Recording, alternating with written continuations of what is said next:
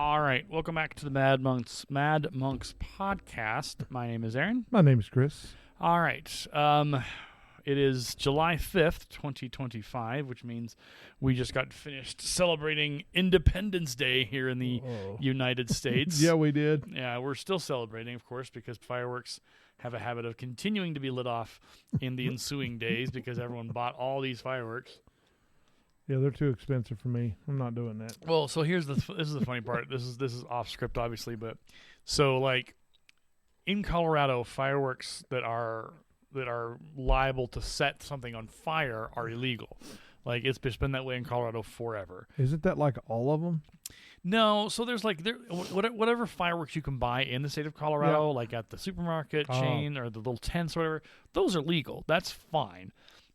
The fireworks that are illegal are the ones that launch and are like that you can go buy in Wyoming. But those are the best ones. Yeah, but those are the ones that cause forest fires and injuries and everything else. Yep. And so, yeah, those fireworks have been illegal in Colorado for a long time, quite some time, as long as I can remember, having lived here since 92 or 93. We don't want to burn our forest down. No, we don't. Or kill people. As dry as it has been, we've gotten some rain, but it's still pretty dry. It is. So, yeah, it's everyone buys all these fireworks, and then they want to let them off, and it starts a couple days before July 4th, and then it continues afterwards. About a week, probably. About a week. Yep. Last night was loud. Like it was loud. I got enough sleep, but it was a struggle to get my rest. My dogs barked all night. Yep, that was in the room. Yeah, it's. There was one of them that hit so hard that I felt it in my chest. Oh, geez. I was like, okay, that one was pretty close. That was pretty close. Well, like I said, people have a habit of going to other states, namely Wyoming, and buying the illegal fireworks that you shouldn't be using in Colorado, but here we are. Okay, well, what is today's topic? Let there be light. Okay. Yes. And so I wanted to start this one off to say that if you've ever read Genesis, which I'm sure many of you have, the ones that listen and stuff, it starts off with God creating light. Okay. And I don't know if y'all know, like we have light in our everyday lives now. Like it's a normal thing. But think about being in a time when there's no light at all. Yeah. And so like you have complete and total darkness. Yeah. Which if you know what darkness is the absence of light. Right. And so if you really think about that, so it says the earth was formless and void. Yeah. And darkness was upon the face of the deep. So if we look at the universe and space, it's like so dark that the cameras, when they take pictures, there's like no stars in the background. Right. It's so dark that you can't, that it would overexpose the lens because one piece of light is so bright that it overexposes the lenses and causes it to flush the photo out. So that's where I want to start, because I want y'all to understand what darkness truly is. It is the absence of light completely. There is, think about, do you remember as a kid when we used to play hide and seek and you would get into a room and it would be so dark you couldn't see your hand. Yeah, you couldn't see anything. And you'd be terrified because it was so dark. Well, that's kind of where this started. Okay. Like, I believe creation started this way. I believe that I believe the earth had form, but it says it was formless and void. Right. And void means free from, lacking. That's what the definition of void is. I like to go on definitions. No, definitions are good. Definitions are very good. Well, and so there's a lot of conversation. We've talked about this in previous episodes. Yep. When it comes to how do we reconcile the theory of the Big Bang and all this other stuff.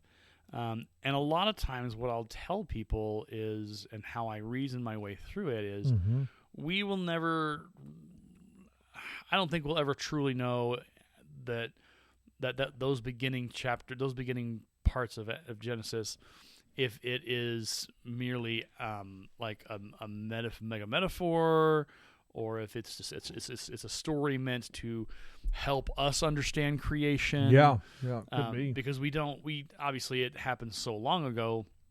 We there's no real way for us to go, oh yeah, no, that's nobody knows. We know exactly what we've got a 1-to-1 comparison. Yeah. About how the opening chapter of Genesis and what it means. And I don't think we ever will, obviously, until we get to heaven and all that. And then we can certainly ask.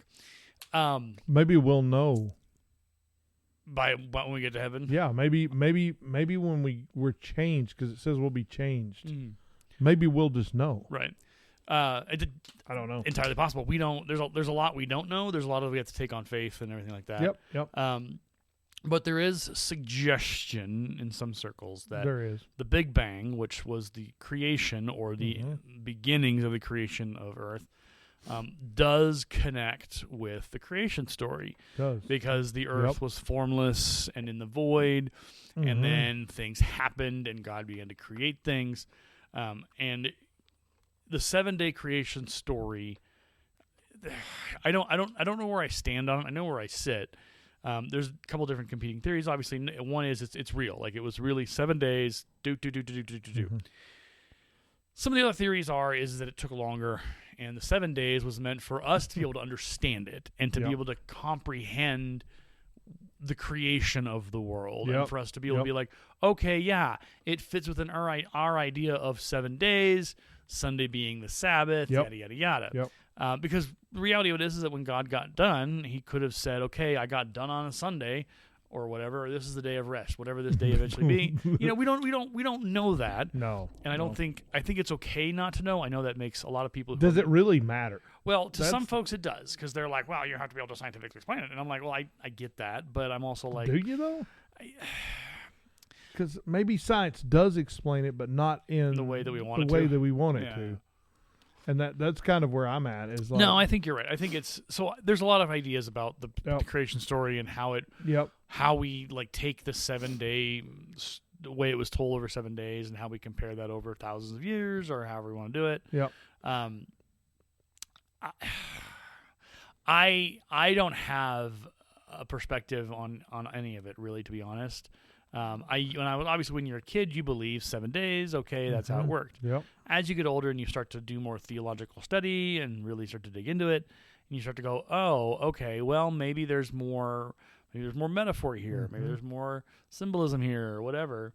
So I think that I think God created the earth, obviously, but I think science, in some ways, would help explain and could be partnered up with the creation story. Because they're always trying to separate them, but I think they go together. Yeah, I think. Well, and you talk about evolution versus intelligent design, and I think you could make the argument that God did allow. Now, evolution, when we talk about going from monkey to human, that's the thing that I'm just like, that's cross species. That don't work. I don't know if I believe all that. That doesn't work very well. I'm not sure if that's the way this works. But when we talk about like, okay, well, how did this animal adapt? It's like, well, intelligent design, which does work within the idea of evolution. It does. Yeah, the creatures were designed to evolve and to survival of the fittest. Exactly. Yeah. And stuff like that. We're gonna see different. We're gonna see species adapt to their environment and get better at handling. Like us. Right.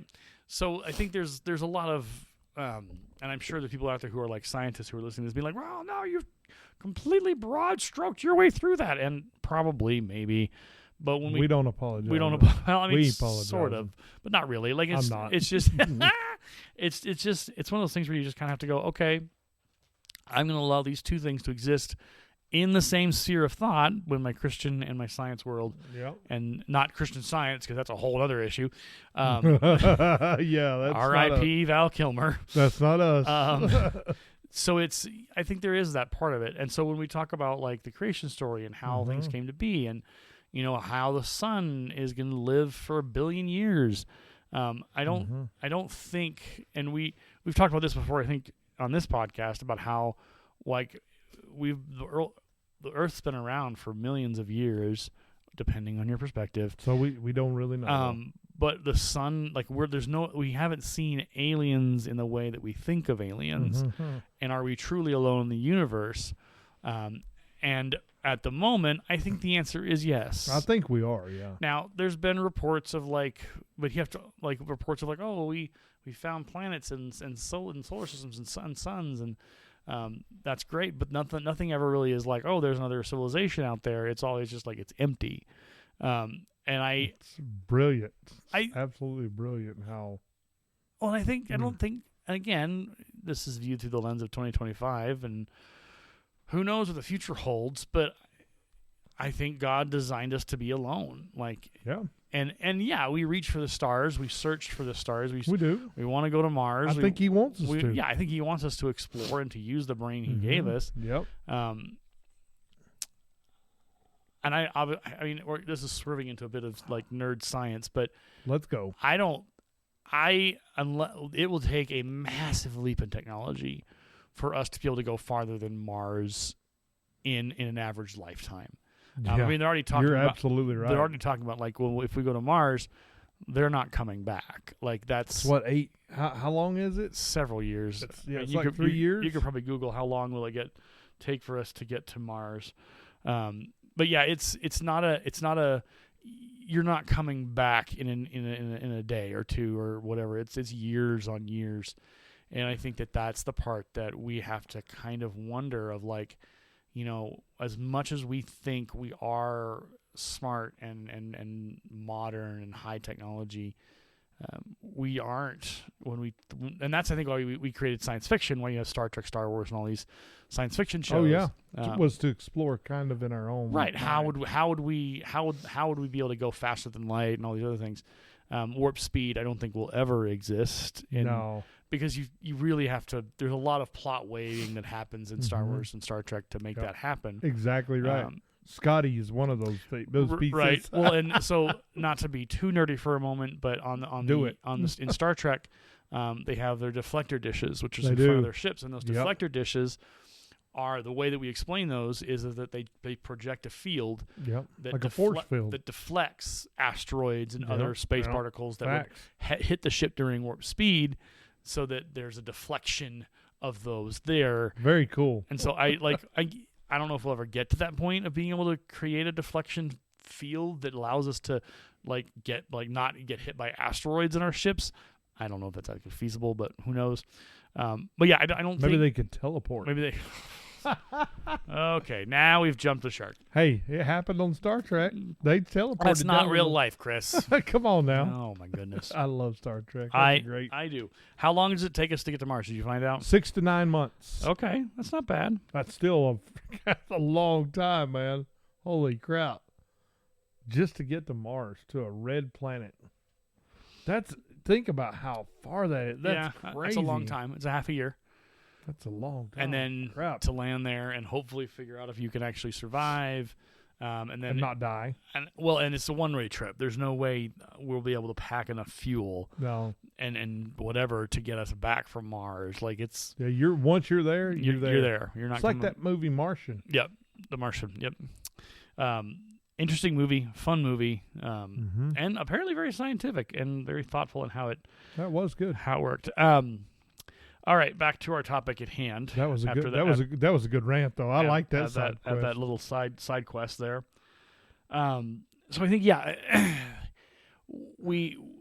your point of have you ever been in total darkness? So when I lived in the Philippines, I had to get blackout curtains because we were working. I would sleep during the day and they would work during the night. Oh yeah.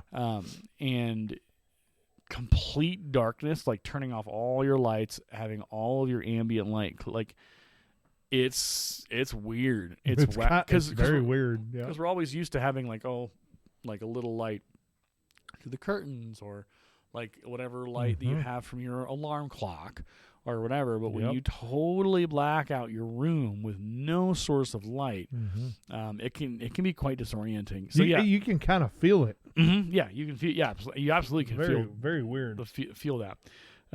So there is that. So yeah, so it's a world in complete and total darkness. It's a wild idea. Okay, so back to you.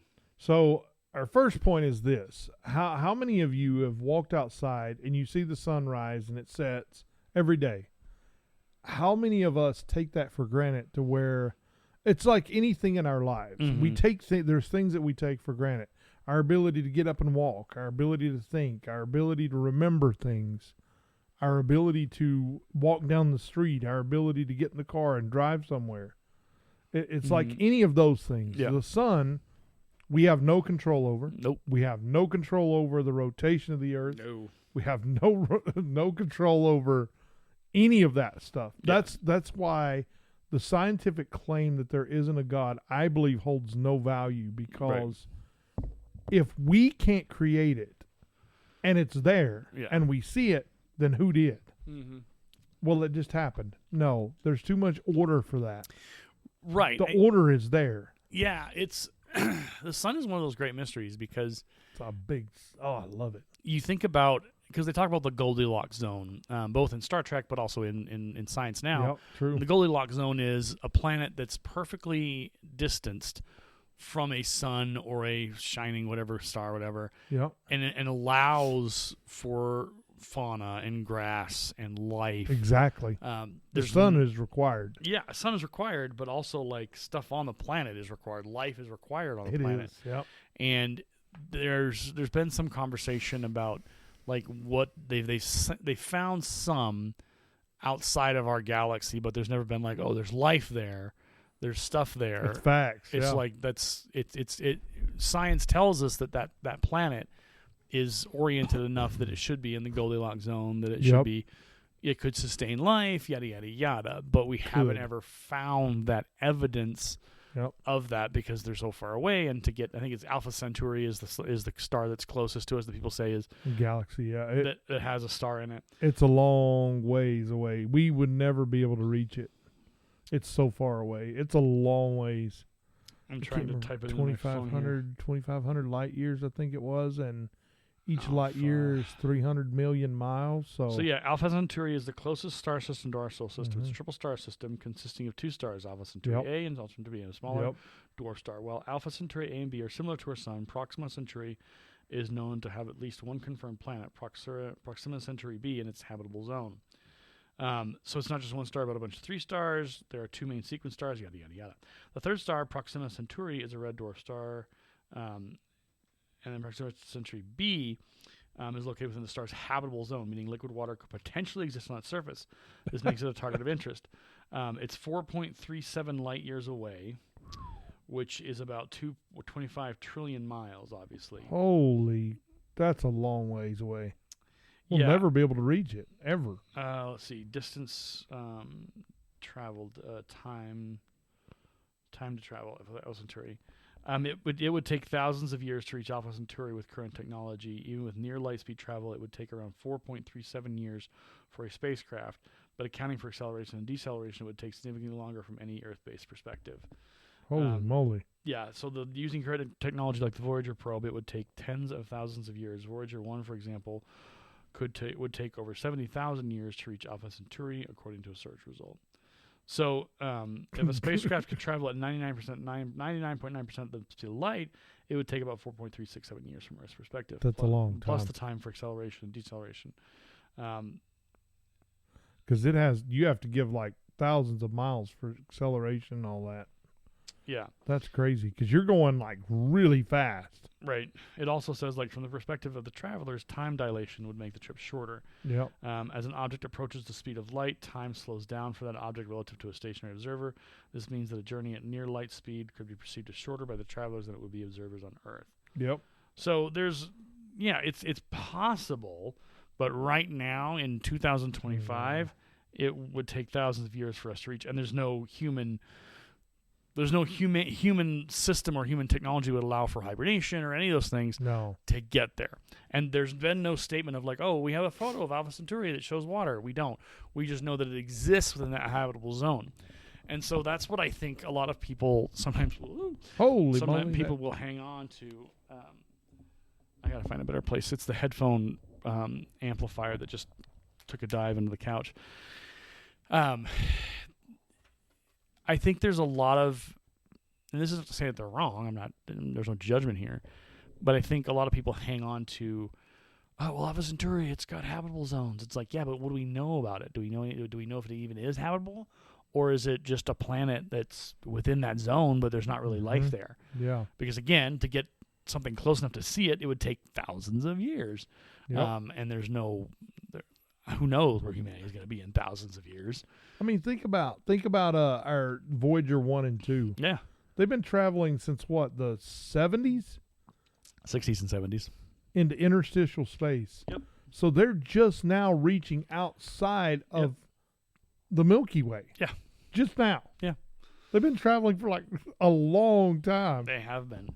And so that's kind of where I'm at, is the vastness of the universe and the way that things are done. Yeah. The specificity, I'm going to use my dad's word now. Okay. The specificity of how things are done and how things are laid out. There's too much order for it to be an accident, I think. Yeah.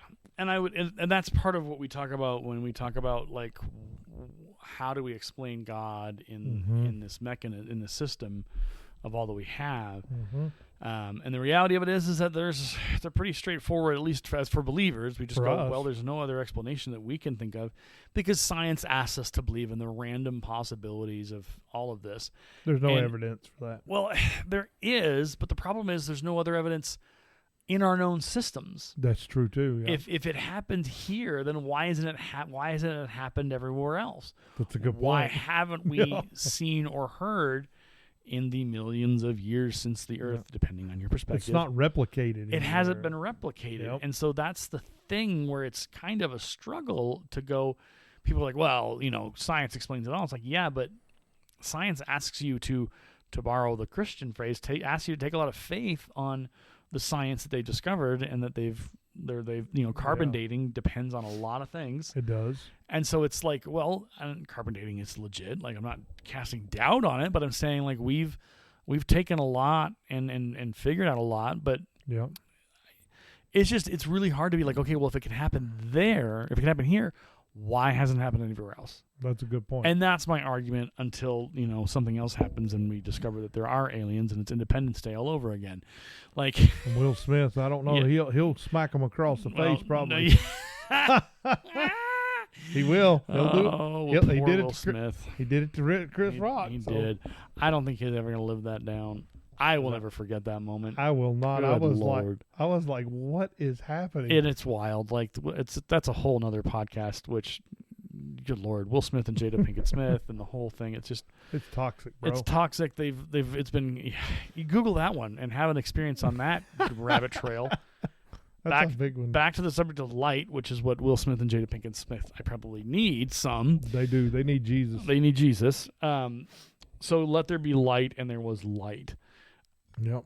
What that suggests is that before he spoke it into existence, it didn't exist. It didn't exist. There was no light. It was just dark. That's what I believe too. Yeah. And when you look up this word light in the Hebrew, it's the reference is 2:16 in case anybody is wondering, from the Strong's Concordance, and it says, let's see, it mentions like illumination. Yeah. And so, like, there's been some arguments, right, about verse when on the fourth day when God created the sun and the moon and all that business. Yeah. People were like, well, that's not the same light. It's not the same light that was there in the beginning. Yeah. I was trying to wrap my head around that, like, in the back of my head. Yep. It's two separate words. So yeah, and you could almost suggest, and again, this is a bit of supposition on my part, no theological formal training involved, but you could almost supposition that the light of the creation of light is the creation of the stars and everything that surrounds Earth. Yeah. Because the stars, when you look up into the sky, that's what you see at night. You see the stars twinkling back at you. Oh, it's beautiful. You see that. And so the light maybe suggests, and again, this is painting with a very broad brush, but the light suggests that was God's creating of the universe as a whole, and the stars and the other systems that we see. And that is the light that was created. And I have something for that. Go ahead. So that's what I thought at first too. Yeah. until I read in verse 15 and 16 where it says he created the stars. Oh. And I was like, okay, so did he in the beginning? So if you think about this, okay, there's no light. I'm going to try to explain this the best I can. Go for it. There's no light, and then he creates an illumination. Okay. Which is light. Okay. But then he needs to create a more substantial version of that by creating the sun. Okay. So the sun is the sustaining light that we have.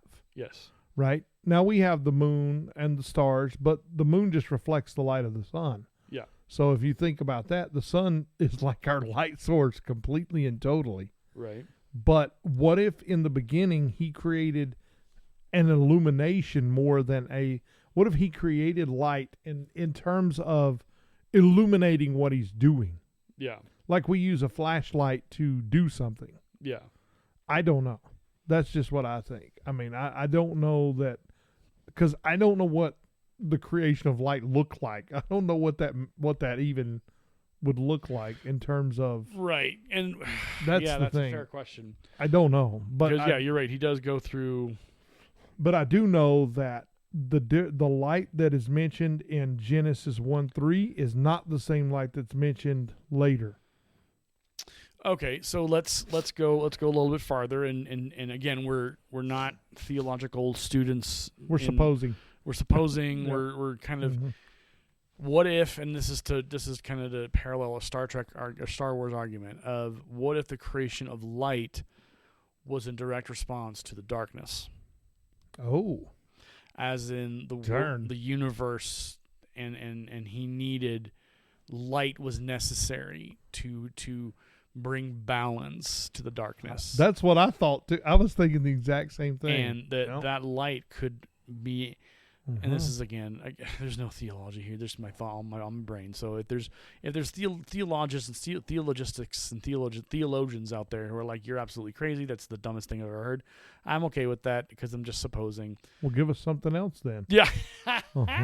If you say it's not true, then you have to come up with something that will explain it. part of it, I think, could also be like the light could be all encompassing of the good.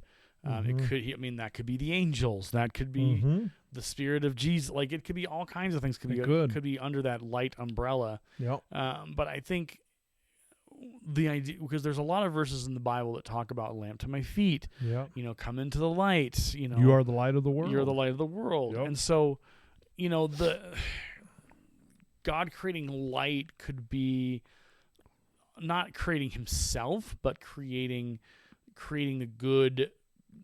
And again, because we've talked about this a lot on the podcast before, our understanding of who God is tiny compared to who he actually is. Yeah, that's a fact.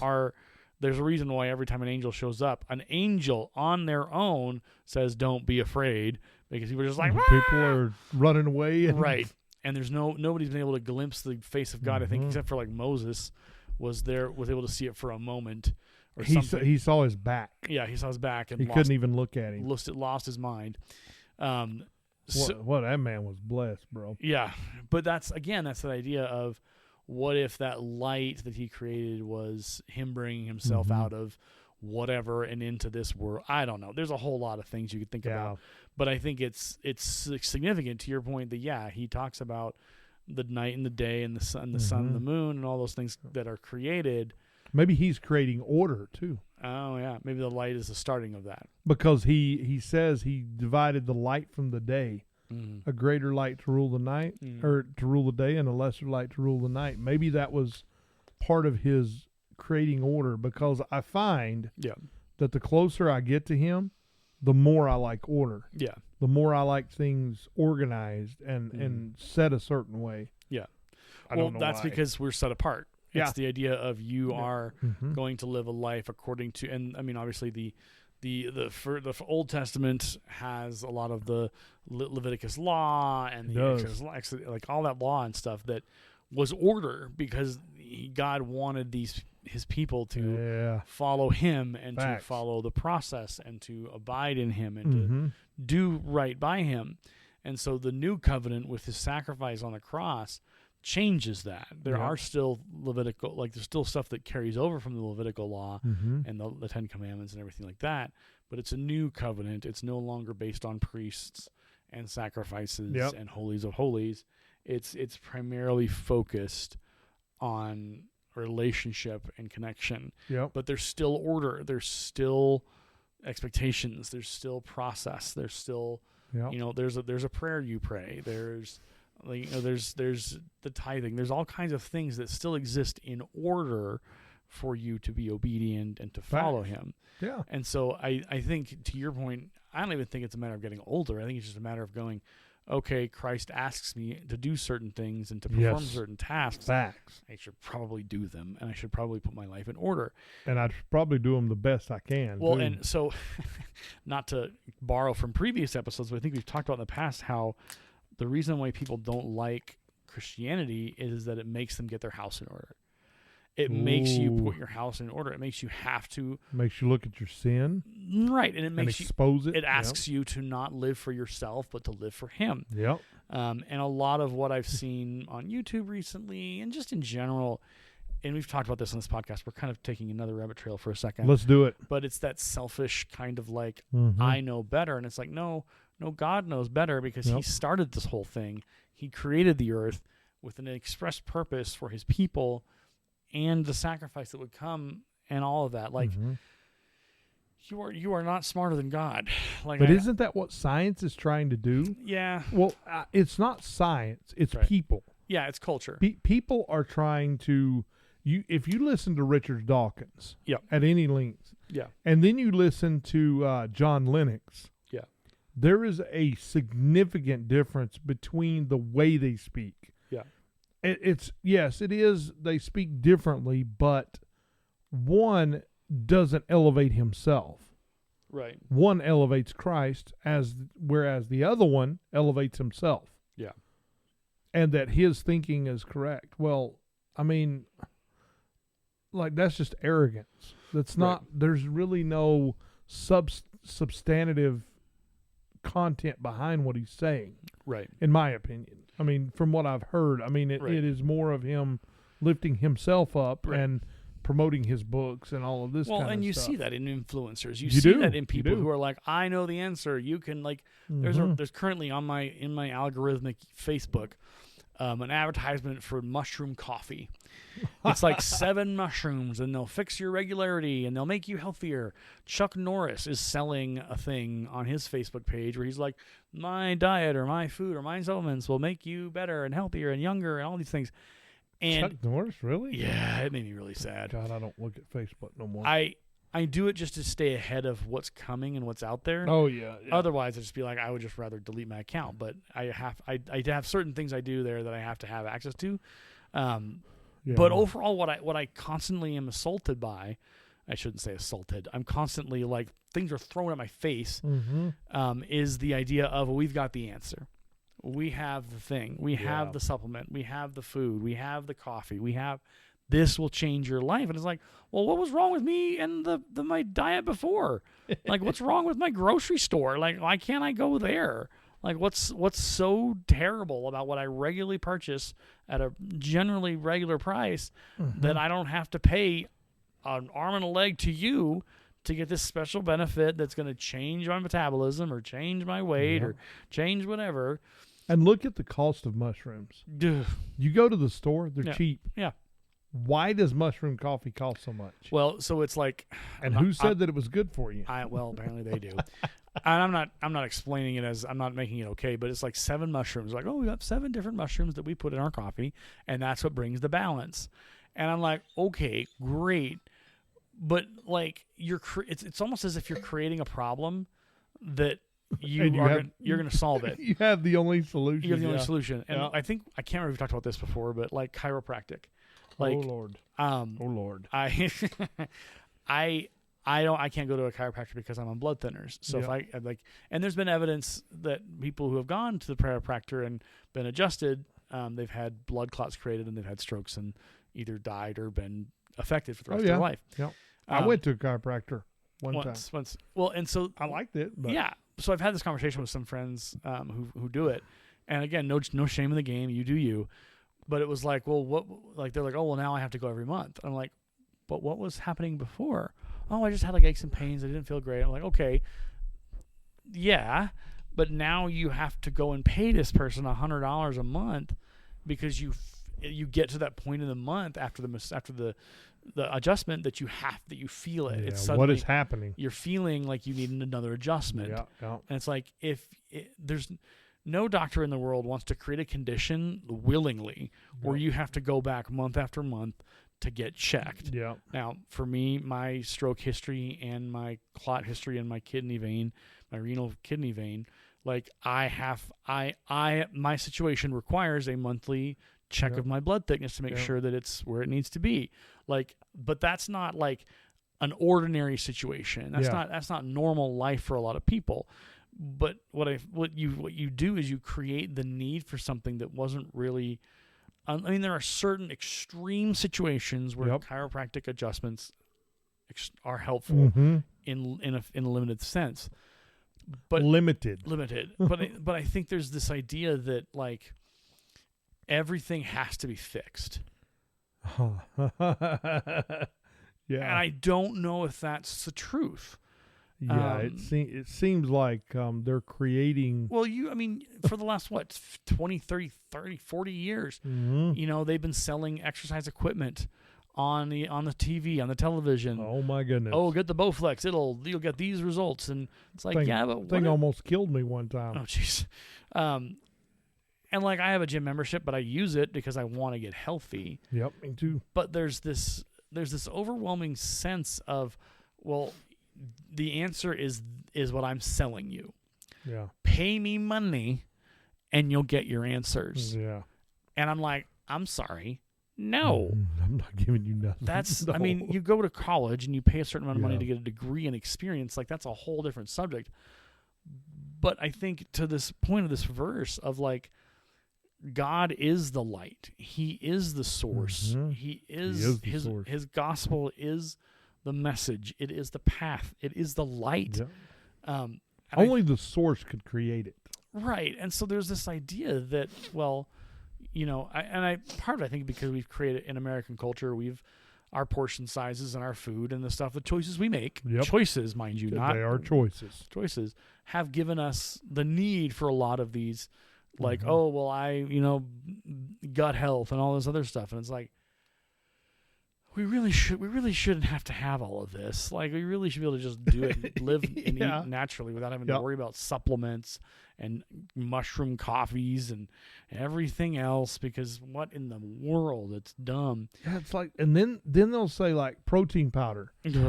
it's so my company makes it and we make the best. Yeah. But I asked my wife the other day, I said, baby, why do you need protein powder? Explain to me why you need it. Yeah. And she looked at me really funny. She had no answer. Yeah. I asked somebody at work, why do you need protein powder? Right. And he looked at me and he said, oh, blah, blah. I'm like, you didn't really say anything, right? Right. I'm like, I don't think there's a need for it. Right. I think it's something that was created, a need that was created. And it makes you feel good. Like, oh, I'm taking my protein powder. I think it's all up here. It is a lot of psychological, it is. I think. Yep. Like pre-workout is always like, especially in teenagers, I've experienced teenagers in my life. My goodness. I'm like, you don't need pre-workout. This is going to bulk you up. It's going to mess you up. You're not going to sleep. Like, it's going to do some damage because it's pre-workout is not. I have my own opinions, but me too. I think there's, because you like almonds. You can get almonds. You can get protein out of your almonds. You can get protein from food. Yeah. And you don't need. There's no. I don't want to say there's no need for protein powder. I'm sure there is, and someone's going to yell at me at some point about it. But that's okay. I don't know. And maybe I think part of your conversation earlier about getting older, you start to realize how much less we need. Yeah, you need very little. We need systems. We need those boxes. We need that structure. But that structure should not come from a salesman or a protein powder or a supplement or a meal plan or whatever. The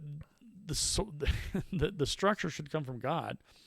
Facts. I and agree again, with you. we're nowhere near the Christian Science world of no doctors. No, I am fully in support of doctors, fully in support of therapy. Luke was a doctor. Do it all. Luke was a physician for sure. But there's also that, like, when you go outside of that and you start depending on stuff that's not, you don't go to a doctor to get protein powder. You go to a supermarket to get protein powder. That's right. Yeah. You really need it? I don't know. I got a good story too. Okay. I had a friend who she lives in Georgia. Yep. Who had stage 4 cancer. Okay. And she was horrified. I started praying for her. Yeah. And I prayed for her, right? And she got on this. So there was a guy in California. His name is Max Gerson. Okay. Gerson. And this guy had a study where he did a study of 485 people. Yep. I think. 482, 485, something like that. Yeah. They were terminal cancer patients. Yep. He gave them vitamin C supplements. Now, he's giving them like 1,000 milligrams. Yeah. Overdosing, basically. Yeah. And out of those 485, how many do you think were cured? Completely cured. 0. 475. Okay. It's documented. Okay. He did a full study on this. Okay. And he said that the way that you can cure cancer is by eating right. He said that's literally all you have to do. Yeah. Well, so it's interesting to have this conversation. So I've been on a fiber kick for the last, 5 or so years. Yep. And I've been watching this videos on Facebook. His name is Liam. He's a very smart dude, very much kind of like trying to debunk a lot of the stupid. There we go. Don't eat this, don't eat that, don't eat that. It's just like, just eat in moderation, eat what you want. Moderation, bro. But his thing is that Americans don't eat enough fiber because fiber directly corresponds to colon, and that directly responds to colon cancer. It does. And so a big way to prevent colon cancer is to get your fiber, your daily amount of fiber, which... let's go. I got to figure out. I can't remember the amount of it is. Thank you, Jesus. Daily We're learning some stuff amount of I didn't know that. So recommended of intake, general. Okay, so women, 22 to 28 grams of fiber per day, and men 28 to 34 grams per day. No, I'll be darned. What do we get fiber from? You get it from breads, like whole grain bread. Yep. You can get it from apples. Actually, I love apples. Here, let's go. Food high in fiber. Food, yeah. It's the first. So food. The first search thing is foods high in fiber. So people have obviously been searching it. So here you go. Or Google's listening to you. One of the 32 high fiber foods you should probably be eating. Okay, let's go. Where's the probably list? do the top. Bananas. Really? Bananas. They are 3.5 grams of fiber. This has become a nutritionalist podcast all of a sudden. Let's go, we're man. We're not really sorry. Nope. So 3.5. Black beans, 15 grams of fiber. Ooh, I love black beans. So beans, this is the funny thing. People talk about, you need some beans, you're going to toot. Well, that's because there's fiber in those beans. That fiber moves your stuff. I love beans. But black beans, whenever I go to like a Chipotle or a Qdoba, I always get black beans. I don't like pinto beans more than black beans. Yeah, but 15 grams, that's almost half of your fiber in a day. Raspberries, 8 grams of fiber. Raspberries, really? Yeah. Almonds, my favorite. I enjoy almonds. 7 grams of fiber a day, or 7 grams of fiber in a serving. What about walnuts? We're working through it. Chia seeds, 8 grams. Broccoli, another favorite of mine, 5 grams in 1 cup. I love broccoli. Sweet potatoes, hate them. Yeah, 4 grams though. My wife loves them, and I think they are disgusting. Apples. Apples? Yep, 4 grams in 1 apple. Holy crap! So, and that's why you gotta go poop when you eat one. Yes. So there's there's natural occurring chemicals in apples that do that. So then there's a reason why they say an apple a day keeps the doctor away. Let's go. Because if you eat an apple, not only are you getting a whole bunch of good stuff, the skin is fiber rich it's the skin. The skin is fiber rich. But also there's a bunch of vitamin C and antioxidants. It's brilliant. Quinoa, 5 grams of fat, 5 grams. Avocados, 5 grams. Lentils, 15 grams in I one cup. love lentils. So there you go. boy. There's your solution to your problems. Just beans, Blackberry. I think. Blackberries in 1 cup. There's 7.6 grams. What? Yeah. They also serve up the antioxidant anthocyanin, which reduces inflammation in the body and may lower cancer risk. Split What? peas, 8 grams in 1/4 cup. I like split peas. Artichokes, not my favorite. I like them. Oatmeal, of course, because it's all fiber. 4 yeah. grams in 1/2 cup of dry.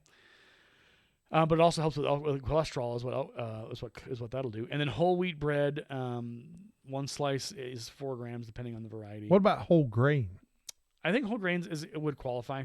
Yeah, I would think so. But too. whole wheat is like that's where that is. But I always will go for whole grains as much as possible. I do too. Brussels sprouts. One of my favorites, bro. I love all. They're okay. Yes. They can also help reduce prostate cancer risk, so that's positive. Darn. Golden kiwi fruit. Not as much in this. 3 grams and 3.5 ounces. But if you consume 2 golden kiwi fruits per day, has been helped to help manage symptoms of stomach issues. Zucchini. Pears, if you can believe it. Pears? 6 grams in a medium pear. What? Yeah. And then navy beans, 19 grams in 1 cup of navy beans. Oh, I hate navy. So I like almost every vegetable, but navy beans. Navy beans, that's I it. hate those You're things. not your thing. Nope. Pumpkin seeds in 1 ounce has 3 grams of fiber. Chickpeas, They're but here's the all right. thing: chickpeas, 1 cup has 12.5 grams of fiber. Holy crap, that's a lot. You learn something new every day. And then red kidney beans, 1 cup of red kidney beans has 13 grams Holy fiber. crap. And then pistachios in 2 ounces has 5 grams. But it's also you have to worry about the salt and everything else in there. So that's, Yeah, they there's, throw there's the into- balance in there somewhere.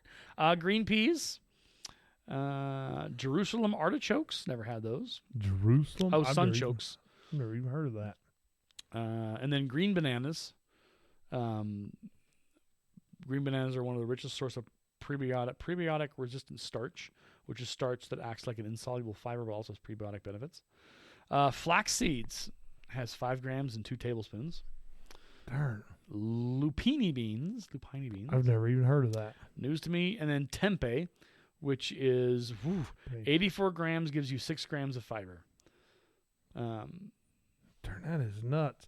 See, I'm learning new stuff. I didn't know any of this. Edamame Oh, yeah. has a lot of fiber in it. So there you go. There's your 32 high fiber foods here on the Mad Monks Nutritionist Podcast. I learned a crap ton today. Well, and so, Holy but that's moly. the thing is like eating healthy doesn't mean you get supplements or you get a Doesn't. meal plan. You go to the store and you get, okay, I need to get apples for the week, so I have at least maybe 1 or 2 apples a day, Yep. and then I try to eat one a day. I love apples. get yourself some fiber in your toast. Yep. Get some good strong fiber toast bread for your toast, and then for dinner, make sure you get some fiber in there somehow with your beans, your black beans or something.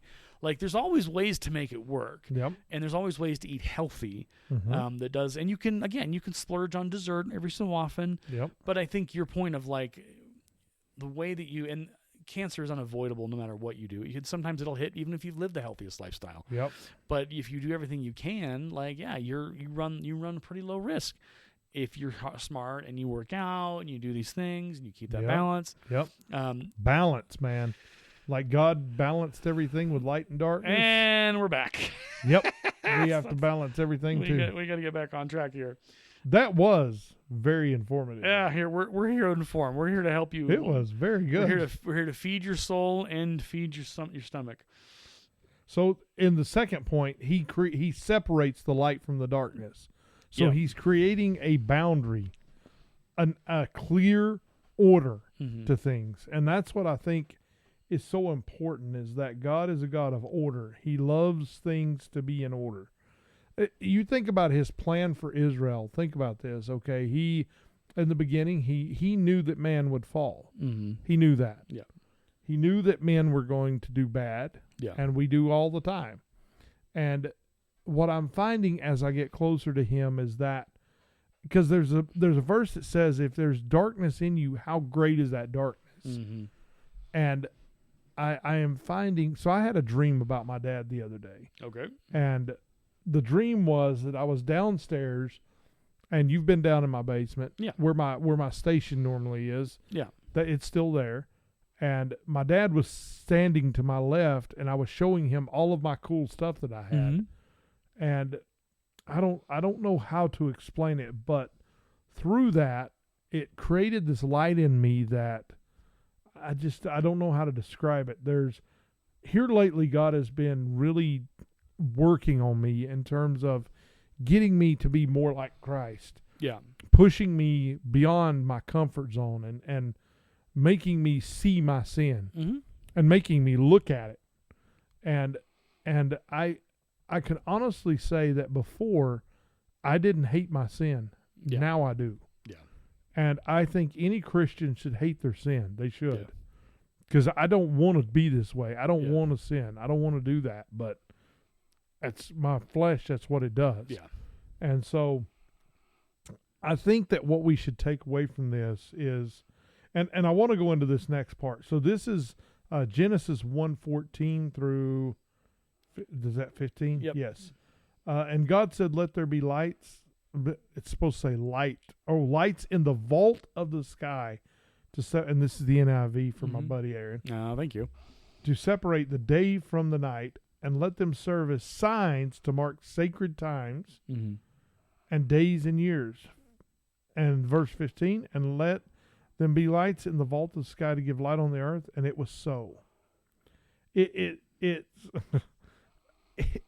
it's interesting because God is, so first he created the original light. Yeah. Then he creates a greater light. Mm-hmm. And now he's putting lights in the heavens. It's like, why would he Yeah. do that? Right. Like, we have the light of the moon. Yeah. We have the light of the sun, but Yeah. why would he create the stars too? So, and I mean, you could really, really like paint with a very broad brush and go really like a Hail Mary pass of an idea, but having stars in the sky, if you think about it, he created light, and then the story people would read from the Genesis tablets or whatever Mhm. as they got, if there was no light in the night sky, it would lead you to question, well, is there truly light out there? It would. And so those stars, the creation of those stars, while they're twinkly, and people really didn't understand what they were until a certain point in the scientific revolution, Mm-hmm. that light in the sky in the dark, that signaled that there was still light in the darkness. Mm-hmm. And so for people of that time, knowing that there was light in the darkness, that there was still, that their path was lit either by the moon or that they could see into the sky Mhm. and see the stars shining Yep. back at them, that would have been the symbolic understanding that light exists. Yeah. And it could have been an endorsement or proof of God creating the larger light. Yeah. So we talk about the God created light, and there was dark, and then he makes the sun and the moon and the stars. But the light perhaps is the light that shines through those stars. Now we Mhm. in 2025 we know that those are actual stars in the star systems and Yep. beyond. And Yep. eventually we would get there. But for a long time, people probably just would look up and be like, "That's the light of God." Like that's God's light, maybe. I mean, I don't know. This is we really don't know. this is a very, very, It's a valid very point, though. it's a very much of a kind of a theoretical theory, but like when you look up into the sky and if you don't know where that light comes from, if you don't know that those are stars, Yep. or you don't know what those stars signify. I mean, you might know that they're stars in the night sky, but you don't know how far away they are.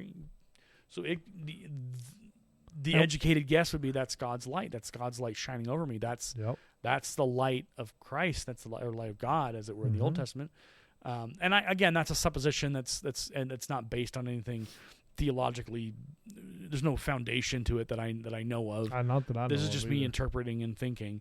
But again, it's the idea of God as the light, God, Christ as the light. Yep. That they are the light shining in the darkness, that they are lighting our path, that they are lighting our way. And to think that as you're walking, and I don't know if you would travel at night in the Bible times, but you would look into the sky and you would be reassured that God was with you because the stars were with you. And they could guide you too. And they could guide you because you'd use them to chart your course or whatever. So very cool. I mean, that's a very wild theory, but who knows? Maybe it's true. Maybe it's half true. Maybe it's just a comforting thought to have in the darkness as you're walking.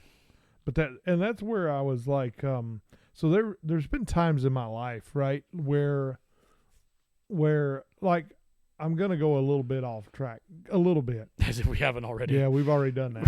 So we're gonna do it again.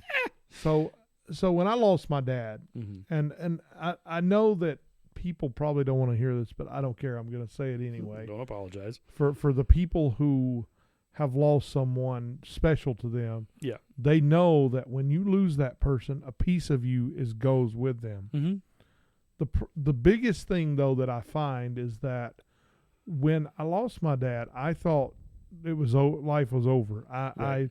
This darkness came over me, and it didn't leave me for 3 years. It hovered over me. Yeah. And it's interesting because I'm finally finding freedom from that darkness. Yeah. And it's only after I said, okay, Lord, I don't want this in me anymore. Yeah. If I'm going to show my boys, I mean, I've already got a son that wanted to commit suicide once. He doesn't anymore, but he did. Yeah. And that scared me to death because my brother did that. Right. And it scares me to know that why did my son feel that need? What darkness was in him? So I am trying to be, as God created the light in the beginning, I'm trying to be a light in his life. How can I be a light to somebody else if I have darkness in myself? And so I said, Lord, I need this out of me. This has got to go away. So now, do I miss my dad? Oh my goodness. You have no idea. I do. Yeah. But now I'm at a point where my dad, the lessons he taught me and the things he showed me have taken on a new meaning now. Yeah. It's no longer about the loss. Right. Right? It's no longer about the loss or the darkness that is in me. It is the light that he taught me. The things that he spoke into my life, and the things that he continually, because I still hear his voice sometimes. And I have learned that if you're going to be what God wants you to be, the light in you has to be greater than the darkness in the world. Yeah.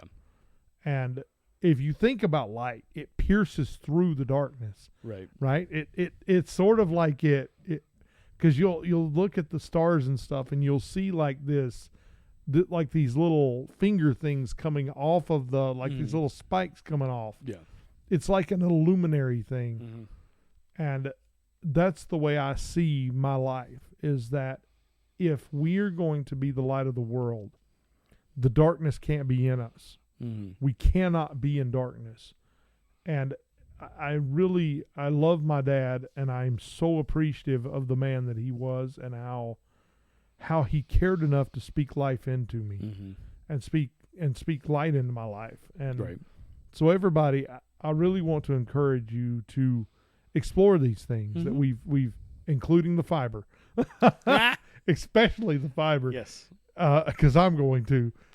But I really want y'all to understand that God created light as I believe, a template to follow. Yeah. Jesus was the light of the world, and now Jesus is at the right hand of the Father. We're to be the light of the world. Right. We cannot help other people if we have darkness in us. Yeah. The light's the only thing that can drive the darkness out. It's like you can't